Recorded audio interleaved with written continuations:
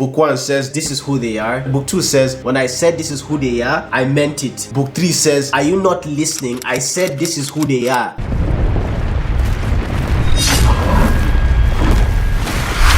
Hi guys, it's Epictalez back in the building. Today I'm going to be finally doing my review for the third book in the First Law trilogy, The Last Argument of Kings. I know I said I was going to do it a long time ago, but I'm doing it now. If you watch my reviews for the first two books, I was just basically gushing from start to finish. Don't get me wrong, I really like the book. However, I'm going to get into some of the things that bothered me just a little bit. Before I do that, I'm going to make Jazel look cool. So check this out.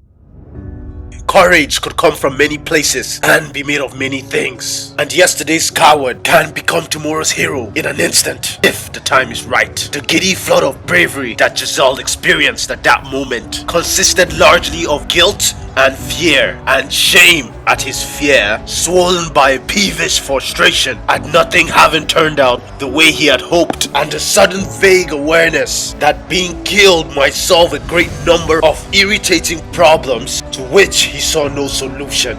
Not noble ingredients, to be sure, but no one ever asked what the baker put in his pie as long as it tastes well. He drew his sword and held it up to the sunlight. "Knights of the body!" he roared. "With me!" Ghost made a despairing grab at his reins. "Your Majesty, you cannot put yourself in." Jazel gave his mouth the spurs. It sprang forward with unexpected vigor, and his head snapped painfully back, almost causing him to lose his grip on the reins. He rolled in the saddle, hooves hammering the dirty paving and flying by beneath him. He was dimly aware of his escorts following him some distance behind, but his attention was drawn to the ever-increasing body of Gurkish soldiers directly ahead. His horse carried him forward with gut-churning speed directly at a man at the very front of the crowd, a standard bearer with the tall staff, golden symbols shining on it. His bad luck, Jazel supposed, to be given such a prominent task. The man's eyes went wide as he saw the enormous weight of horse bearing down on him. He flung away his standard and tried to throw himself aside. The edge of Jazel's steel beat deep into his shoulder with the full force of the charge, ripped him open and flung him onto his back. More men went down screaming under the hooves of his mount as he crashed into their midst. He could not have said how many. Then all was chaos. I made him look cool, didn't I? Say the truth. What is the one common thing that even the people that don't like Abercrombie say about his writing? His characters are so good. I would say that in this book, it didn't feel like his character development was good. Pause. Just give me a break, let me explain. In book 1, everyone already knows who the main characters are and what they stand for. He does a very good job establishing them. That is what Joe Abercrombie is good at doing, establishing characters. He's also good at developing characters, but I feel like the only character that really got developed was Jazel. Jazel goes from having a way of looking at life and then progressing. He developed, he progressed. Logan is trying to run away from a certain kind of lifestyle, trying to become a better person. For instance, it's like, oh, everyone fears me, Bloody Nine, everyone is terrified of me. In the north, I'm highly feared and respected. You keep hearing all this stuff, but then you see Logan trying to be nice to Jazel. You see Logan protecting the whole group, developing deep relationship with different characters, and you judge him based on that. And then in book 3, you can see what he's running away from. And Bias is another perfect example. You can see in book 1, everyone that has ever had a relationship with Bias before the timeline of the book started, none of them trust him. No one trusts Bias. In book 3, you see why. And this is not people telling you, oh, don't trust Bias. Bias is showing you why he shouldn't be trusted. Book 1 says, this is who they are. Book 2 says, when I said this is who they are in book 1, I meant it. Book 3 says, are you not listening? I said this is who they are.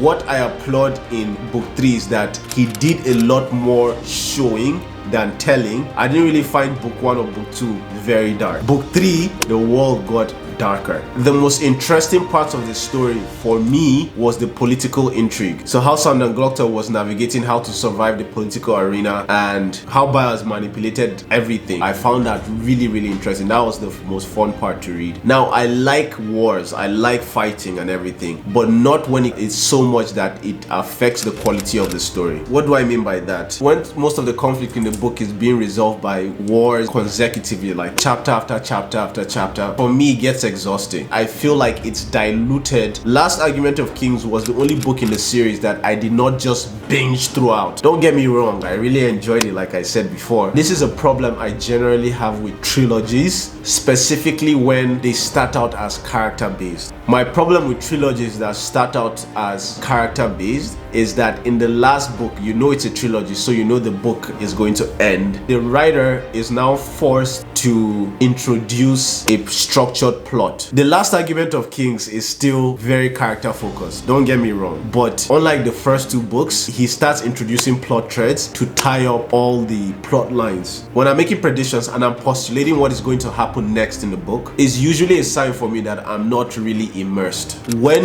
a writer does that, it's kind of puts me off because it's not what I signed up for. If a book starts out as plot based, and of course the last book is also plot based, and I enjoyed it from the start, it's not something that is jarring for me. You know, I know I've enjoyed the book when I open the first page and then I close the book and I'm like, damn, where did time go? Because I'm lost in the story. The Last Argument of Kings, people, I really enjoyed this book. I wanted to make this review a little bit different because in my last reviews I'm just gushing about it and gushing about it. Abercrombie is still like a really good writer and I enjoy his writing. The standalones for multiple people, I don't really like what I'm hearing about it, but yeah, let's see what happens. Don't forget to like, comment and subscribe. Hit the bell notification so that you get my videos every time they come out. Follow me on TikTok, follow me on Instagram. Stay epic and peace out. Do it! Just do it! Yes, you can! Just do it!